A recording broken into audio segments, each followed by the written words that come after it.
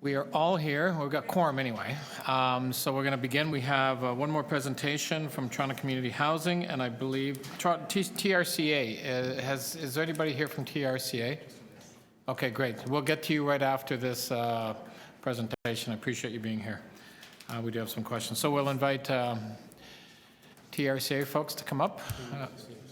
Sorry, what am I saying?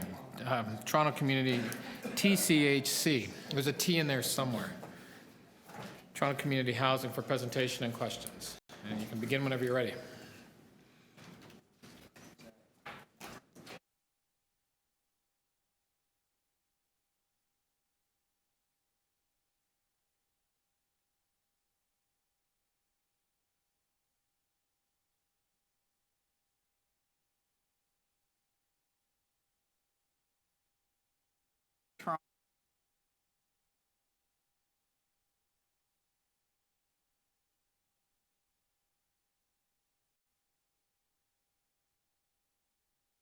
So we are very pleased to be given an opportunity to present.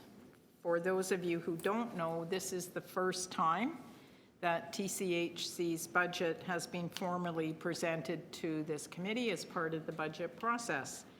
Over the past several years, we've been working very closely with city staff to bring our budget and operations closer to the city. And it's my hope that in this presentation today, you'll see a big step forward in giving Council a transparent view of this critical public asset. So today we'll take you through the budget that has been approved by our board, Toronto Community Housing, and show you how the city's proposed 2020 budget is one of the best things that has ever happened to Toronto Community Housing. The city budget proposes to establish permanent capital funding and a new funding formula which will ensure that TCHC tenants can benefit from quality service in well-maintained buildings for the foreseeable future.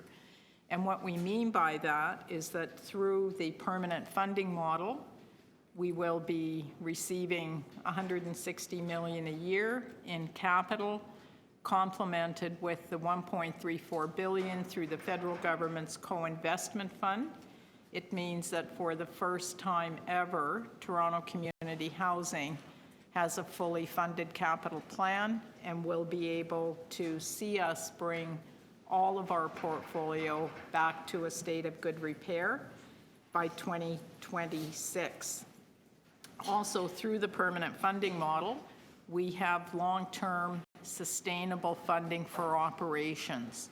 So both sides of the equation are covered through the permanent funding model, both operations and capital, and will enable us to serve our tenants into the future.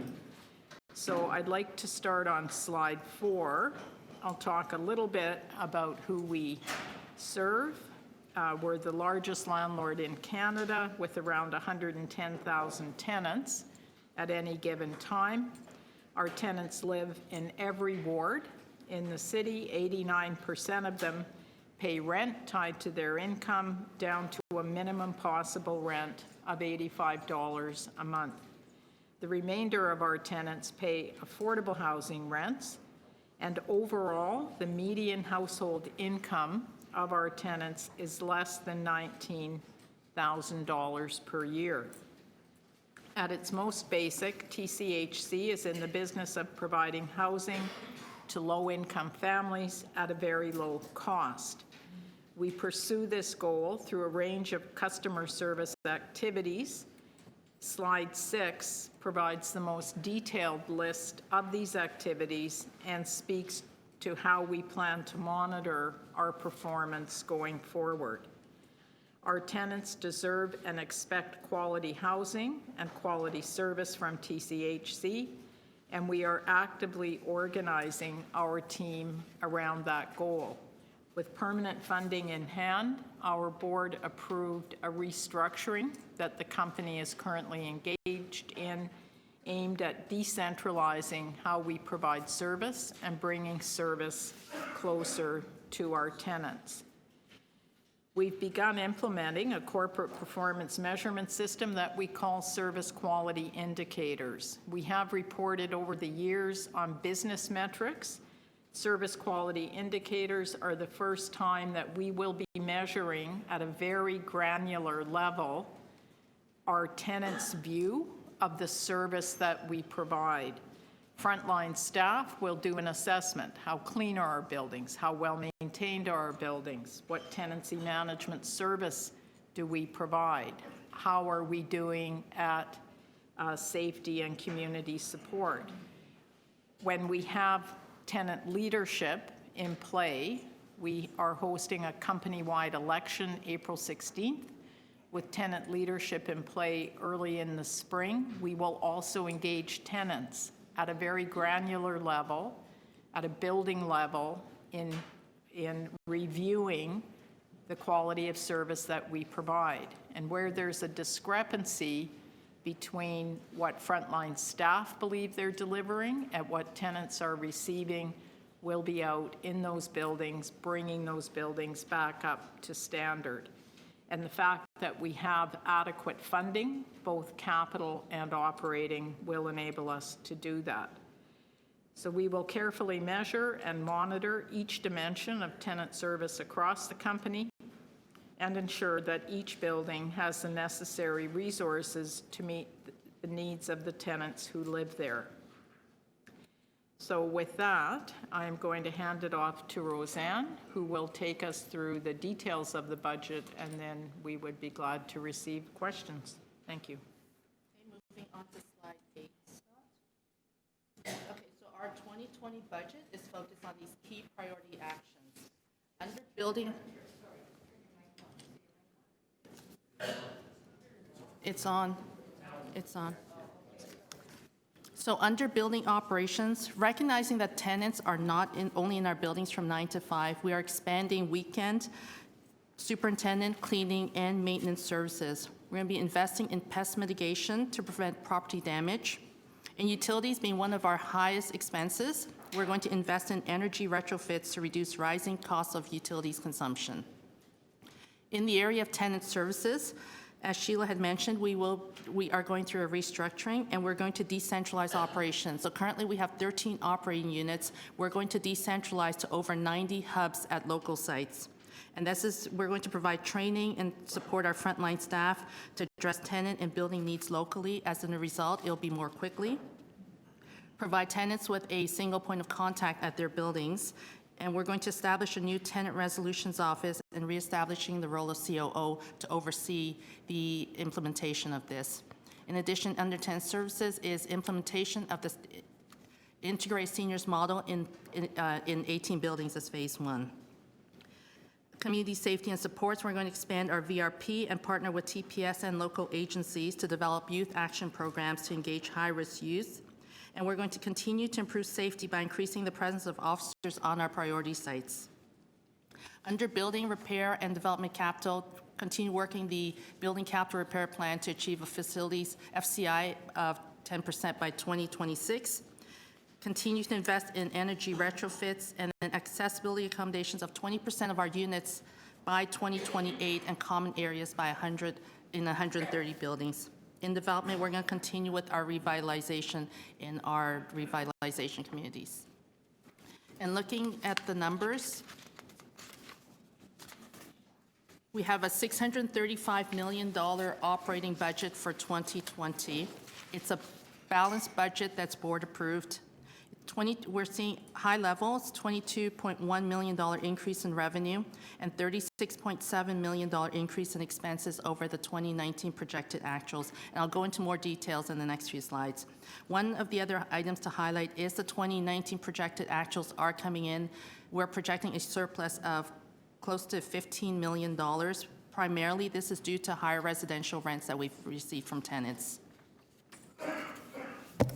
How our budget is funded. Funding from operations funding for operations for TCH primarily comes from two sources. It's residential rent and the city subsidy. So residential rent is $343 million of the $385 that you see as coming from TCHC. And then the city subsidy is the $251 as coming in through the permanent funding model for TCH that provides a level of funding based on 75% of average market rent, and this will be adjusted by cost factor annually. Using this new funding model, TCH's subsidy increases from 239 forecasted in 2019 to 251 in 2020.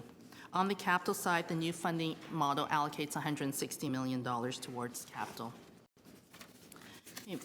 On the base budget, this is to maintain our services.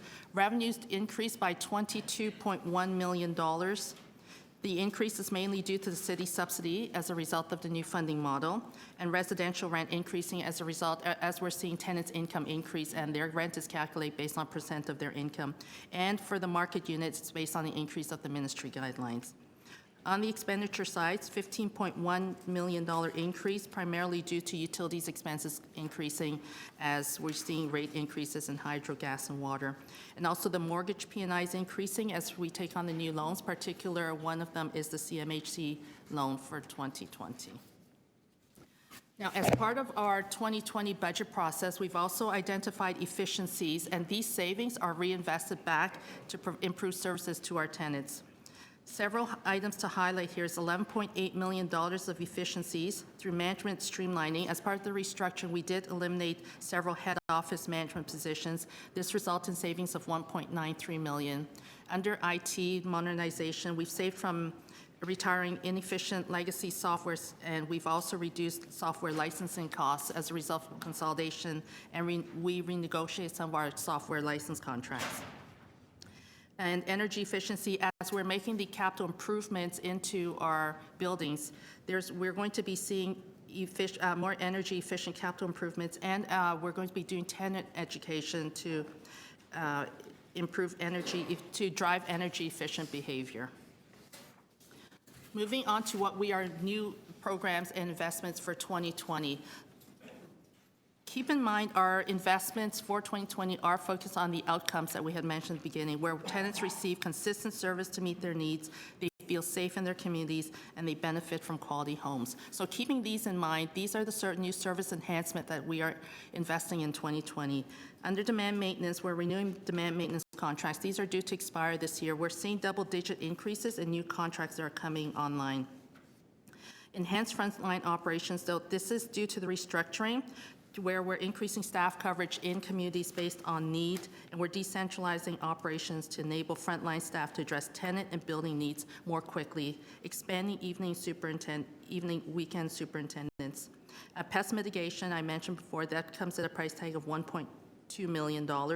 Fire safety inspections, this is to initiatives we're going to do to support preventive maintenance on fire life safety. These are required by fire code regulations. And then expansion of our violence reduction program. There's going to be two initiatives related to violence reduction program, one under the CSU where we're expanding, putting in temporary third-party security at high incident sites until our special constables can be trained to bring on full-time, as well as we have TCS, our youth programs, which we're going to target 26,000 youths living in TCHC, where we're going to expanding the existing youth programs to address employment, addiction, and mental health services to engage the high-risk youth. The final item on that is the $3.7 million for the Seniors Integrated Service Model. This is to 40 staff to support the pilot implementation of the model in 18 buildings, as well as improve tenant service and occupancy rates to meet operational needs. The target to reduce the vacancy from 2.4% to 1%. Moving on to the capital plan. Our 10-year capital plan is $3.4 billion over 10 years. For 2020, our capital budget is $481 million, $350 million for building capital repair, and $131 for development. In terms of where the money comes from for TCHC's building capital repair program. 2020 is a turning point for the company because we now have a fully funded 10-year program where we have identified and confirmed sources of funding, which allows us to make longer-term strategic decisions. As mentioned earlier, as part of the permanent funding model, the city's subsidy to TCHC will include $160 million annually for the building repair program. Also, in partnership with the federal government, we finalized the loan agreement with TCHC at the end of 2019. That provides $1.34 billion over the next 9 years. So this is a combination of loans and grants. About $500 million is the grant component, and $800 million is the loan. The 10-year plan will ensure there are no more permanent unit closures and bring the FCI portfolio back to acceptable level of 10%. Development capital is $131 million for 2020, and we're going to see 300 new rental units come online during the year. This state of good repair backlog, this just gives a snapshot of the 10-year accumulated backlog. And you'll see over the next 10 years, the backlog does come down to from $1.6 to $1.2 billion. It's 16.3% FCI right now. We're driving down to 10% acceptable level. It will never go to zero because it's 10%. We're living with we believe the 10% is a fair indicator. Okay, and I think I will open the floor up to questions.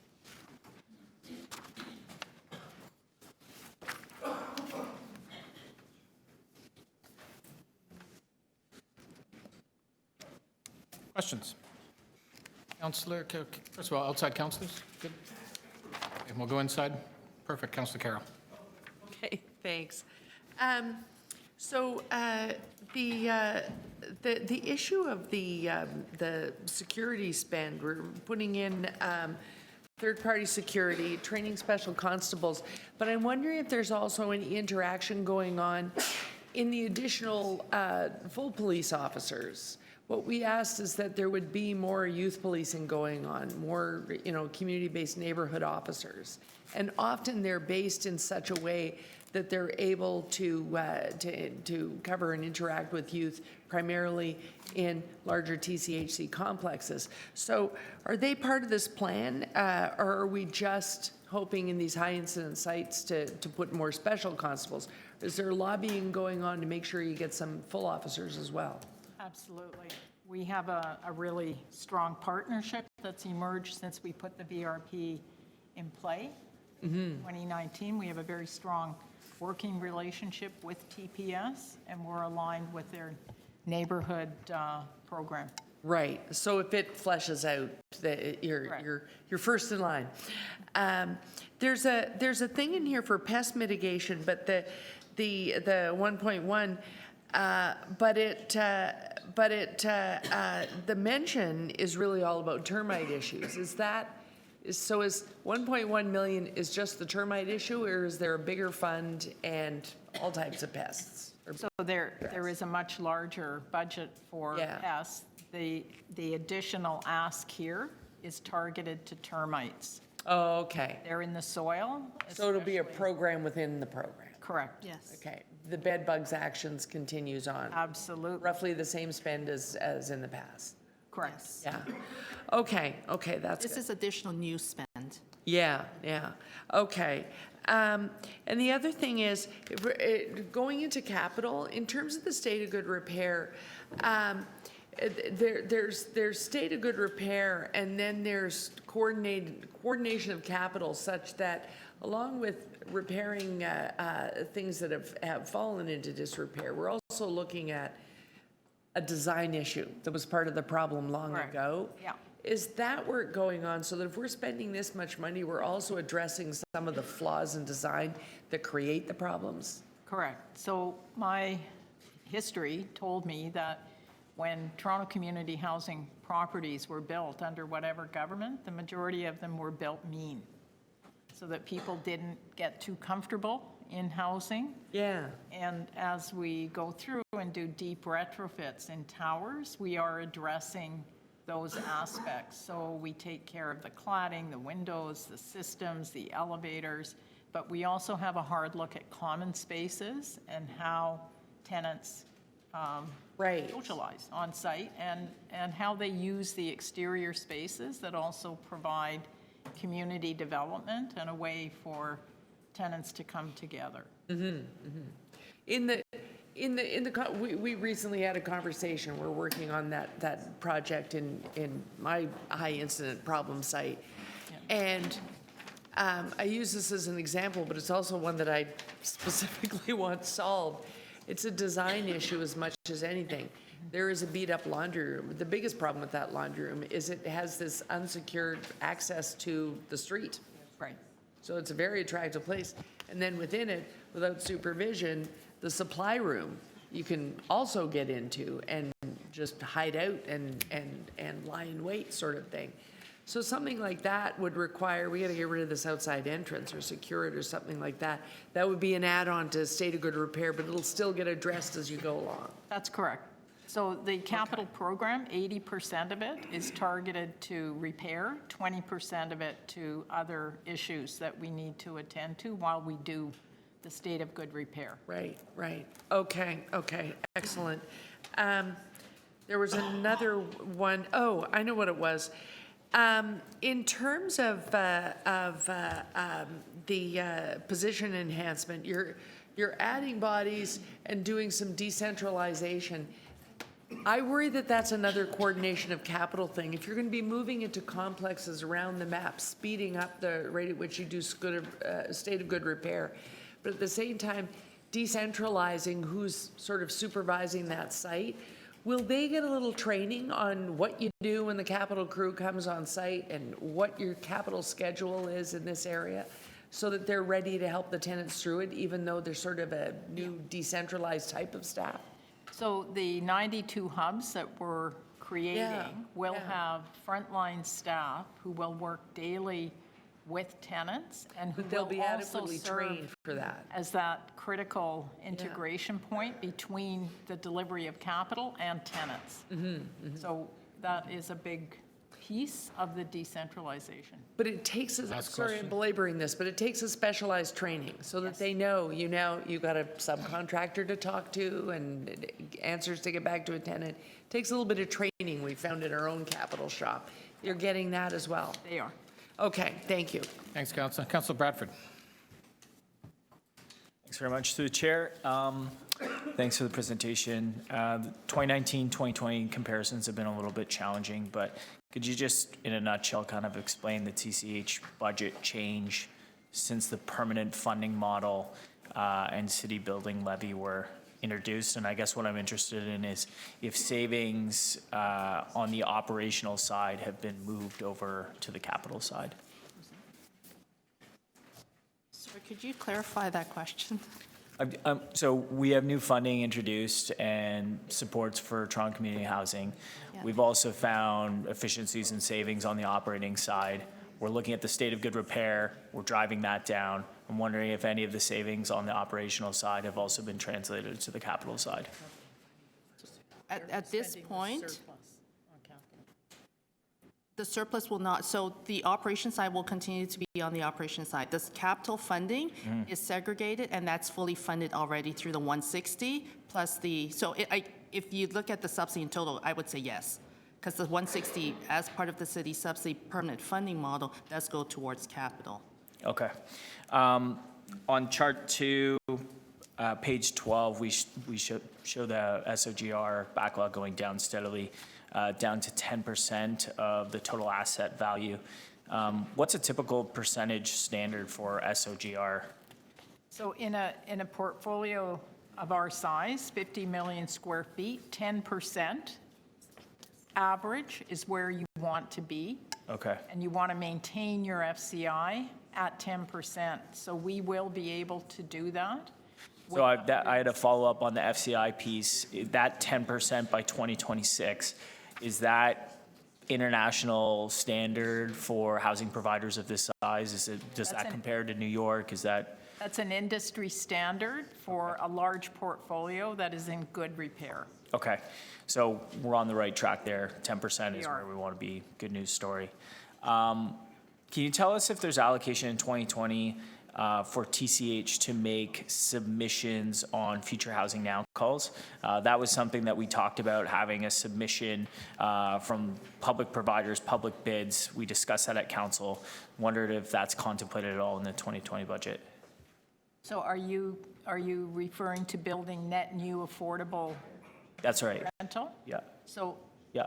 we have looked at over the last year, and we've been in discussion with city staff around our ability to build out net new affordable rental. We do have some ideas on how some of our sites could be good infill potential for affordable rental, and we'll continue down that path. Is that, I guess the question is, do we have the resources or the team internal? Is that contemplated in what we're doing, presenting here for 2020? So what is contemplated in 2020 does not include the additional TCHC staff to produce that work, but if it was Is that something that could be done in-house now? So through the chair, I just want to clarify, council did approve a new revitalization framework for TCHC, and they asked that the Housing Secretariat take the lead when TCHC is doing a revitalization or looking at infills to see if there is an opportunity to build additional affordable rentals on those sites. So it's So that process has been kicked off. Through the housing sector? Yes. Okay, fair enough. And then, I guess, last question, 2019, in addition to tenants first, and we've talked about it in Councillor Carroll's questions, the decentralization of the operations, big play there. On page 8, it notes that we're hiring 116 frontline CCH staff. Do we have a breakdown of how many of those staff will be deployed or where they'll be deployed throughout the decentralized model? Yes, we do. 60 superintendents Okay. to provide coverage on high-need sites through till 10 p.m. 35 tenant service coordinators and CSC who provide frontline support to tenants around tenancy management, access, and support. Okay, very good. Thanks. That's all my questions. Thank you. Thank you. Councillor Layton. Yes, thank you very much. Back to the issue of the facilities condition index, it looks like it makes a little bit of a bump back up in the 26, 27, 28 sort of time frame. Why is that? So the way facility condition index works, it's incoming needs against spend. So there will always be fluctuations, but you'll see if we project it out past 2029, it goes back down, I think even below 10%. Oh, okay. So it will stay on average in and around that range. We've run the numbers out 20 years beyond 2029, and it holds. So it's With the not one. that the funding is No. meeting the need. Okay, that's good to know. Thank you. The Auditor General's recommendations had some additional, looked at additional things beyond the seniors integrated, reducing the vacancy rates in the seniors integrated service model, particularly around a wait list and reducing vacancy rates outside of the seniors integrated service model. What are we doing to address the Auditor General's concern? So I'm really pleased to report that as of December 31st, the company is running at 1.76% vacancy rate, which is the lowest that we've ever seen. We're down under 1,000 vacant units. The majority of those are in 1, 2, and 3 bedroom units that are being consumed as we address the overhoused wait list. We've got about 220 vacant bachelors that we are working with Shelter Support and Housing on a strategy to fill those effectively. Great. There's in the utilities and other line of the operating budget, when you look at the budgets from 18, 19, and 20, it goes down by 11 million and then back up by 11 million. Yes, so that's driven by the utility. So there was an OECD credit that was issued in one of the years. So that drove the fluctuation. That drove it down. That drove it down. Yep. And it's not, It's not, it's a one-time credit that we received. why was, Ontario. It was over $20 million, and it was a one-time adjustment in a rate. Oh, okay. We were very glad for that. Yeah, sure, Full sure. It's too advantage bad of it's not continuing. Yeah. Just the last question on the spend rate for development capital. It seems quite low. It's certainly below the city average. Is there an explanation? Is there a strategy to address it moving forward? It's largely market-driven by when developers want to bring buildings online in concert with the state of good, or the rent geared to income units that we're bringing online. So it's about timing in the industry. So it's not something that we can adjust our service levels to try to improve? No, but we do, happy to report on the building capital repair side, we spend our budget in the fiscal year. We spend 100% on the repair side. The development side is influenced by scheduling, Okay, great, thank you. rollout of the project. There's the delays in planning, the site servicing, and then Toronto Hydro also plays a bit in that. But once they're under construction, then we can predict easier what the timelines are on the development side. Thank you. Councillor Nunziata. As far as the community safety and supports, where on page 8, you're expanding the program to communities with high youth gang populations. So where are you expanding these programs? Like, do you have a list of communities or buildings where we will be expanding those programs? We do. We're expanding the program in 7 of the 10 violence reduction program sites. We can get you that list, and in an additional 19 communities, and we could provide you with that list. Yeah, okay, but I can have a copy of that list. And just to talk about some of our buildings, as far as the repairs of some of our buildings that are beyond repair. Some of them are sold. What are we doing about these buildings? Are we looking at maybe possibly redeveloping and building new communities? Because some of these buildings, we're spending millions of dollars in repairs, and really it comes to a point where it's even beyond that. We're just throwing away money. So do you have a list of what buildings we're looking at? Yeah, we do. Yeah?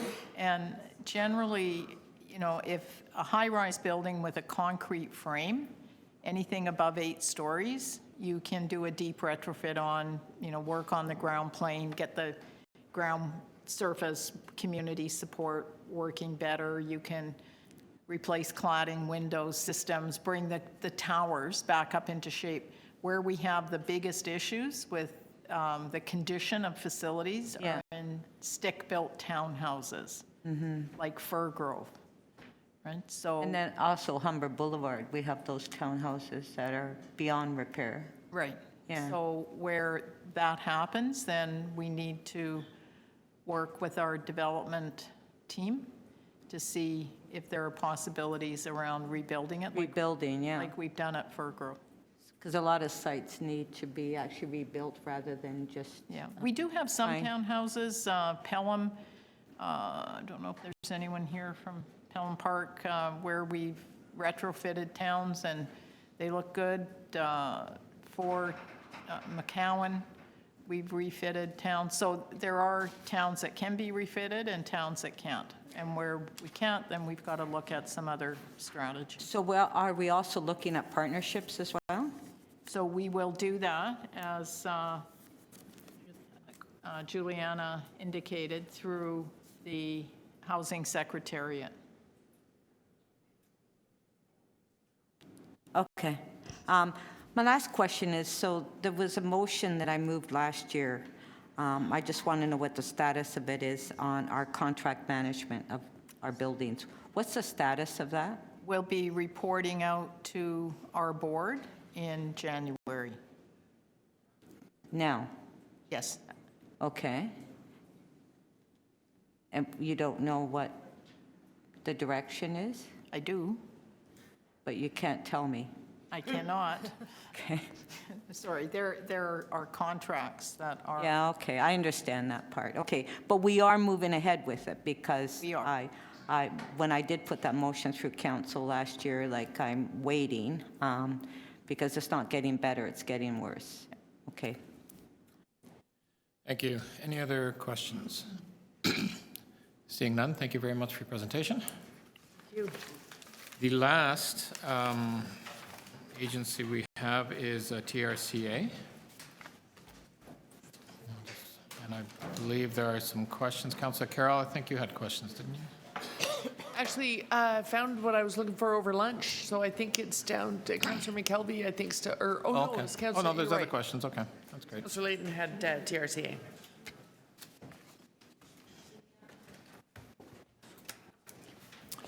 Welcome. We'll open up to questions with, I think, start off with Councillor Layton. Great, thank you very much. And they should be relatively quick. Most of them have to do with the provincial changes to the Conservation Authority mandate. I'm trying to recall the bill name. I guess they're changes to the Planning Act. I guess they're just calling it in the report. I'm wondering how that has impacted the 2020 budget.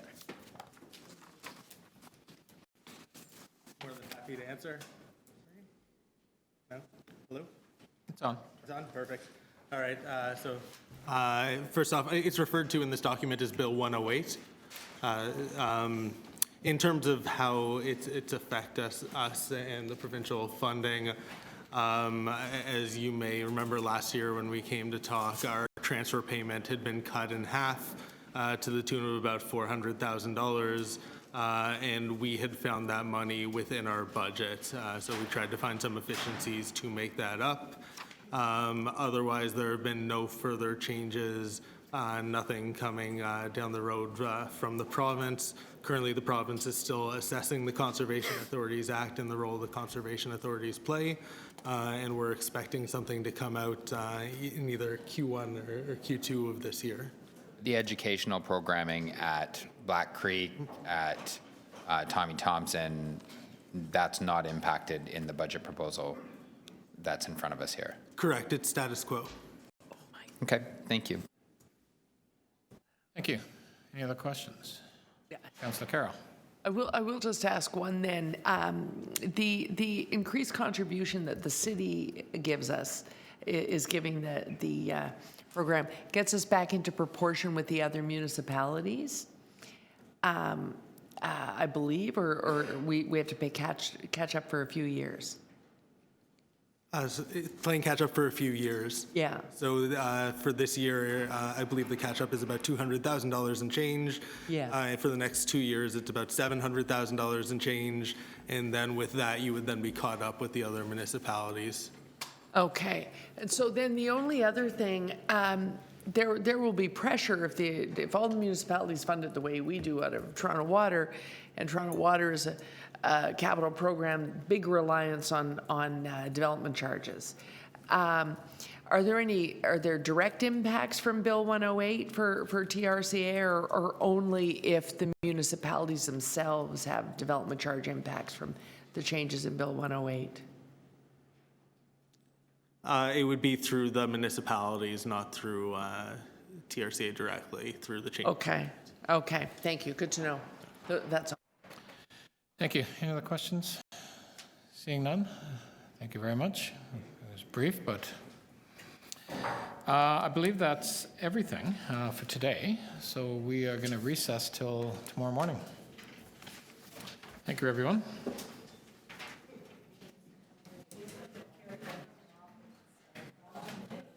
If you want, maybe we can sort of move forward.